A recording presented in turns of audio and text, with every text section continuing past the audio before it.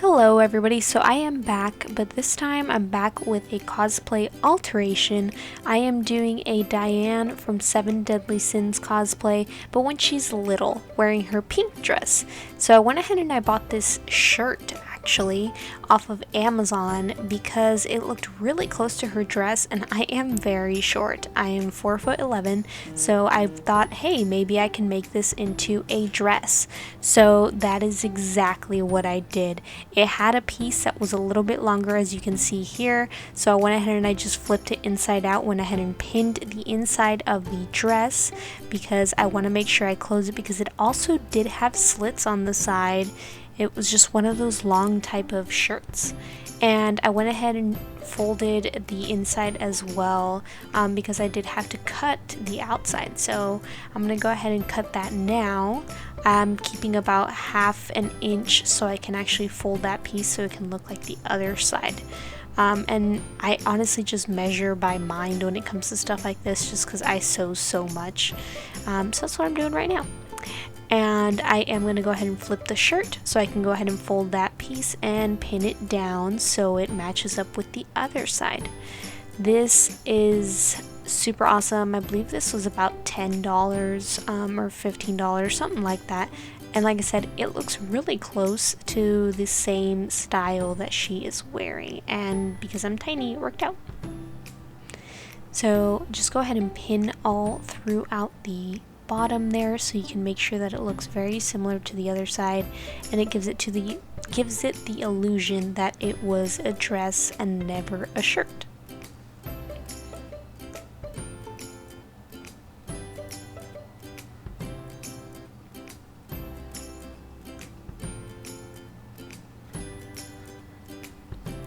Once you're done pinning it, you're going to go ahead and want to sew the bottom. So I went ahead and set up my brother machine here and started sewing.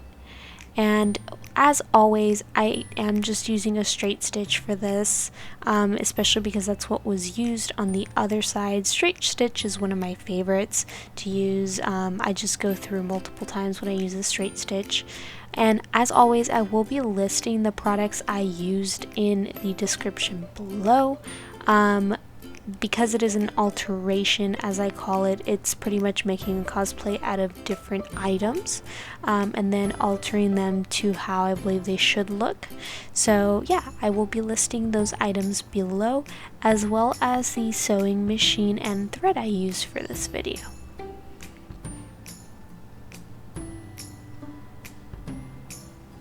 So now I'm sewing those sides shut. Actually, I'm doing the bottom one more time because there was 2 lines of thread, one at the top and one at the bottom. And it is stretch fabric, so I was trying not to stretch it while I was sewing through because I still wanted it to keep its shape. There we go. Now I am going to be closing up those sides. I want to make sure that it's giving it that dress look. The good thing about this shirt is that they already had done it before and given it that inside flip because they had those open seams. So they pretty much already created the line for me. All I had to do was pin, so I was ready to go. And here we go, just closing up those sides completely to make it look like it is a dress. If you are short, I definitely recommend going this route. If you're on the taller side, I would recommend finding a sweater maybe, or a actual dress that is this type of look, or maybe even creating your own pattern. The only reason I went this route is because I am really bad at when it comes to creating patterns like this, so I felt like this was going to be the easiest way for me to do an alteration instead. So now I'm going to go ahead and close the other side to give it that dress feel as well, and we're starting from the bottom up.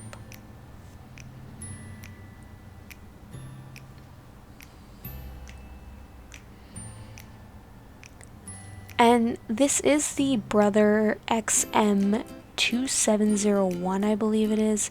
It is one of my favorite sewing machines ever. This is technically like my first official sewing machine, and I totally recommend it. Like I said, I will be listing in the description below as well. It is definitely like the best starter sewing machine in my opinion, and very affordable. Alright, so it looks like we're done with the sides.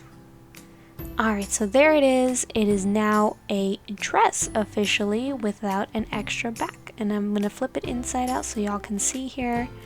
Same length on both sides. No more worrying about it looking weird.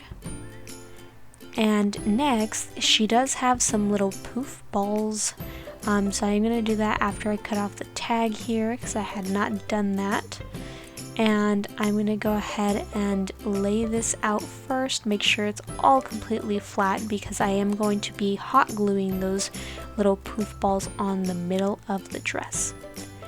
And I also went ahead and counted how many poof balls she has exactly, and you're going to see that I'm going to lay them out exactly in the middle with a good amount of spacing in between. Because I am shorter, I did have the disadvantage of having the poof balls a little bit closer, just because I didn't want them to be all the way down to the bottom of the dress. Short girl problems.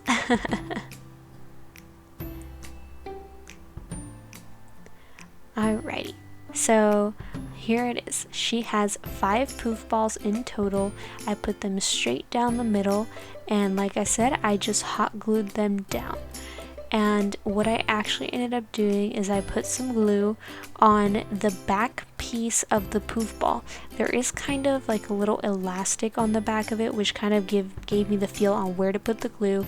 I put about a quarter size, and then I went ahead and placed it down. Make sure to lift the dress up while you're gluing these down so it doesn't seep through. That way you can make sure it sticks perfectly well on both like ends, you know, it doesn't stick to the other side of the material first of all, and it also doesn't fall off because it's not properly glued. So here we go, just making sure that the poof balls are straight, and I'm continuing on with the next one. And for the poof balls, I would recommend getting 2 bags because what I needed to do is I had originally like maybe half of a bag left, and then I had to get another one because you're also adding poof balls on the boots as well.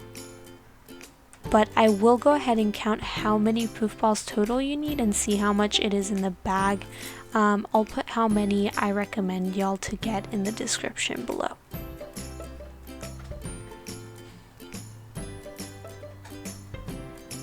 I did notice that my poof balls kind of started going off to the side, but I do have scoliosis, so I'm like, it's okay. I won't really notice when I'm wearing the dress because I'll be a little lopsided anyway. Sad to say, but it's very, very true. And just to give you guys a heads up, if you hear like a bell in my background or jingles, it's my cat. She always likes to come into my YouTube videos when I'm doing these voiceovers and just bother the video like crazy. So I apologize for that. Like that. Alright, so now we have one more poof ball left. Like I said, I had to space them out a little bit differently because I still wanted to give myself that length. Because I am short, I have that issue where even with the boots, I had to go with shorter boots, and my poof balls were way closer than her boots. But hey, it's the thought that counts.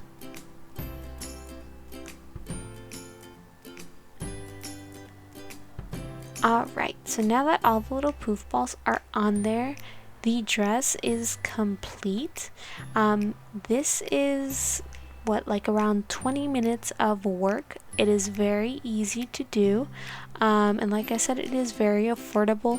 I would say it cost me about $15 to $20 to make this total. I would say it's like a max of 20, but definitely a very affordable cosplay and a very cute cosplay. So here's the final look.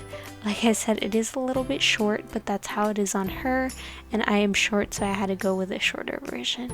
I hope you guys liked this video. Please like and subscribe, and stay tuned for the next video on the Diane cosplay. Bye everybody!